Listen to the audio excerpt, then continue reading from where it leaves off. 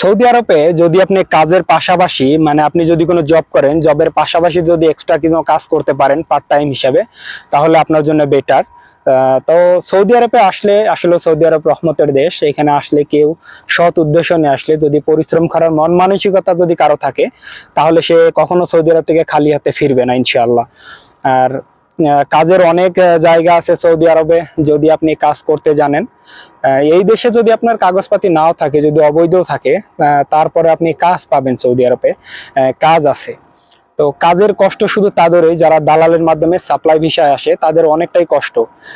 তাদের খাওয়ার খোঁজ থাকে না, তাদের চাকরির খোঁজ থাকে না, আকামার খোঁজ থাকে না, এরকম নানান রকম সমস্যা তাদের পড়তে হয়। অবশ্যই যারা ঢাকা থেকে ভিসা কিনে আসবেন কোনো এজেন্সি থেকে, তো এজেন্সি থেকে যদি কোনো ভিসা নিয়ে আসেন, তাদের মানে ধরা খাওয়ার সম্ভাবনা তার 99%। কারণ ওগুলা দালালের ভিসা, যেগুলো